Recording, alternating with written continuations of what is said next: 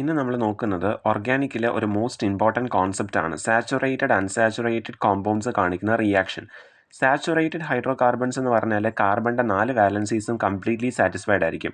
Unsaturated ആണെങ്കിൽ ഏതെങ്കിലും valencies completely satisfied അല്ലാതിരിക്കും. ഓക്കെ, അപ്പോൾ ഇവിടെ നോക്ക്, സാച്ചുറേറ്റഡ് ഹൈഡ്രോ കാർബൺസിന് 4 വാലൻസി ഓൾറെഡി ആയി കഴിഞ്ഞു. ഇനി വേറൊരാളെ കൂടെ അക്സെപ്റ്റ് ചെയ്ത് കഴിഞ്ഞാൽ വാലൻസിയുടെ എണ്ണം മാറിയിട്ട് 5 ആവും. അതുകൊണ്ട് ഉള്ള ആളെ റീപ്ലേസ് ചെയ്തിട്ട് വേറൊരു ആറ്റം വരും. അങ്ങനെയുള്ള റിയാക്ഷൻസിനെ വിളിക്കുന്ന പേരാണ് സബ്സ്റ്റിറ്റ്യൂഷൻ റിയാക്ഷൻ. അപ്പോൾ സാച്ചുറേറ്റഡ് ഹൈഡ്രോ കാർബൺസ് കാണിക്കുന്ന റിയാക്ഷനാണ് സബ്സ്റ്റിറ്റ്യൂഷൻ റിയാക്ഷൻ. ഇനി അൺസാച്ചുറേറ്റഡ് ഹൈഡ്രോ കാർബൺ ആണെങ്കിൽ അത് കാണിക്കുന്ന റിയാക്ഷനാണ് addition reaction. For example carbon carbon double ബോണ്ടും ട്രിപ്പിൾ ബോണ്ടും. ഓക്കെ, അത് ഫുള്ളി സാറ്റിസ്ഫൈഡ് അല്ല, ഇവിടെ രണ്ട് ആറ്റംസ് മാത്രമേ ഉള്ളൂ.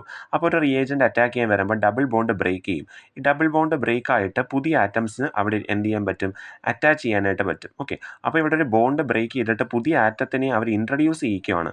അങ്ങനെയുള്ള റിയാക്ഷൻസിനെ വിളിക്കുന്ന പേരാണ് അഡിഷൻ റിയാക്ഷൻ. ഓക്കെ, അപ്പോൾ സാച്ചുറേറ്റഡ് ഹൈഡ്രോ കാർബൺസ് കാണിക്കുന്ന സബ്സ്റ്റിറ്റ്യൂഷൻ റിയാക്ഷനും അൺസാച്ചുറേറ്റഡ് ഹൈഡ്രോ കാർബൺസ് കാണിക്കുന്ന അഡിഷൻ റിയാക്ഷൻ.